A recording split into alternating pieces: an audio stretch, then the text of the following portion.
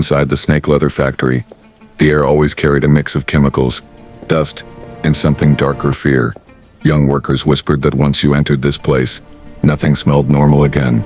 Not even your dreams. Among those workers was Aiden, a 22-year-old apprentice, who had joined out of desperation after his father fell sick and the family's debts kept growing. He had no passion for leather, and definitely not snake leather, but the factory was the only place in town hiring people without degrees. Every day he stood at his narrow metal table, sharpening blades and preparing the raw hides brought in from far-off jungles. The snakes were never seen alive inside the factory, but their presence was everywhere. Giant scales piled in baskets, patterned skins stretched on drying racks like eerie tapestries. Aiden had always believed the rumors about illegal dealings behind the factory walls were exaggerated, but on a dull morning, while delivering tools to Section D, an area workers joked was cursed. He witnessed something that made his heart race. A black van arrived through the rear gate, escorted by 2 armed guards. Inside were crates labeled Special Order Confidential. The manager, a strict man named Mr. Callum, supervised the transfer personally. Aiden lingered longer than he should have, pretending to rearrange bolts, but Mr. Callum's eyes were sharp. Back to work, he snapped, though his tone carried a threat that promised trouble if Aiden asked questions. That same night, Aiden overheard 2 senior workers whispering near the furnace. "Those aren't just snakes," one muttered. "They're endangered species. If this gets, the whole factory will burn." The other replied, "Callum will make sure no one talks. He's done it before."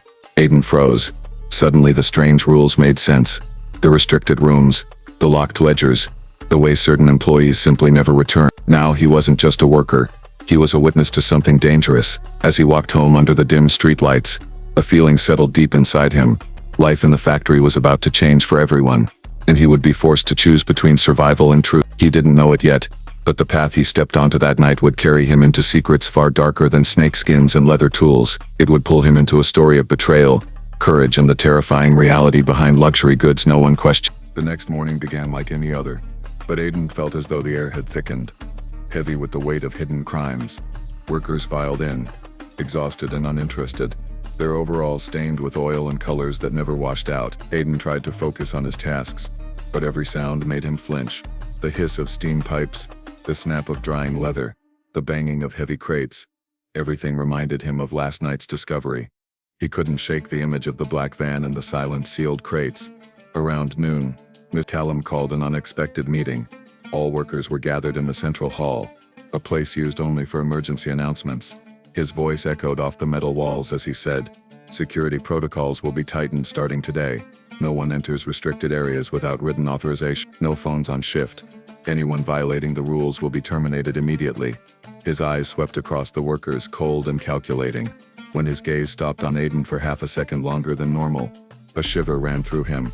During the short break, Aiden's friend Mira pulled him aside. She was one of the few people he trusted in the factory. "What did you do?" she whispered.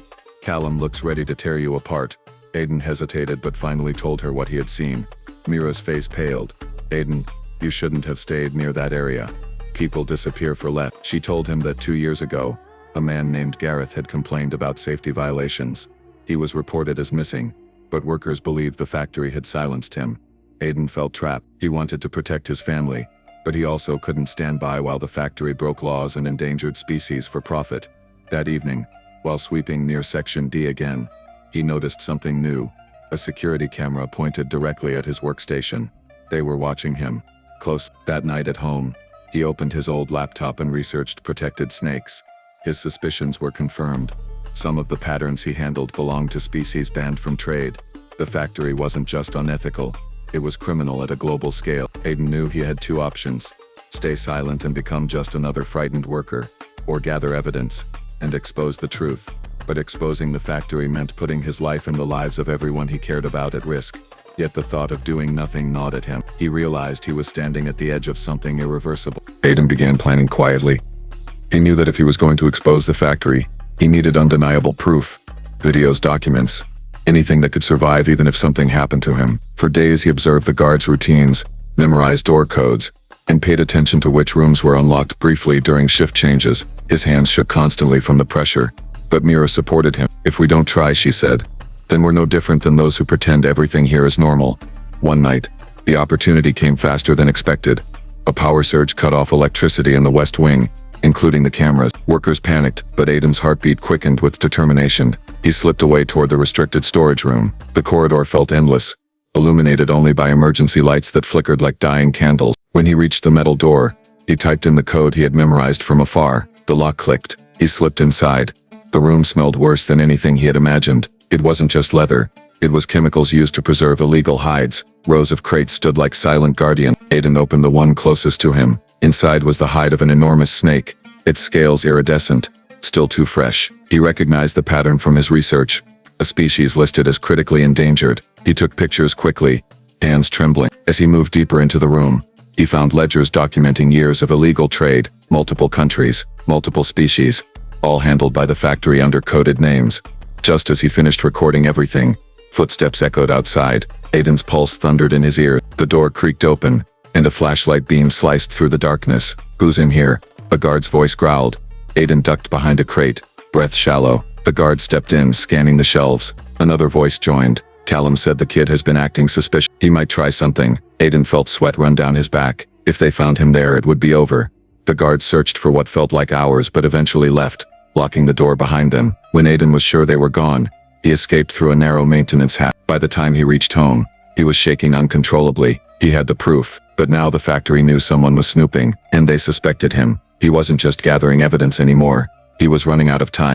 The following morning, tension crackled through the factory like static. Guards stood at every entrance, checking bags and scanning IDs. Workers whispered nervously, aware something was unfolding behind the scenes. Aiden kept his head down, pretending to work, though his heart hammered nonstop. Mira slipped him a note during the break. "They're looking for you. Be careful." By noon, Mr. Callum stormed into the workshop, his face tight with fury. "Someone broke into the restricted area last night," he announced loudly. "Whoever it was stole internal documents. If the thief steps forward now, consequences will be lighter. But if we find you later, you will regret setting foot in this place." His voice dripped with threat. Aiden knew confession was impossible. He had already sent copies of the evidence to an anonymous cloud account, but he still needed one more step, contacting someone who could act on it. That night, instead of going home, he went to an internet cafe far from the factory and emailed the files to an international wildlife crime agency. He expected the fear to ease, but it only grew heavier. The next morning, chaos erupted.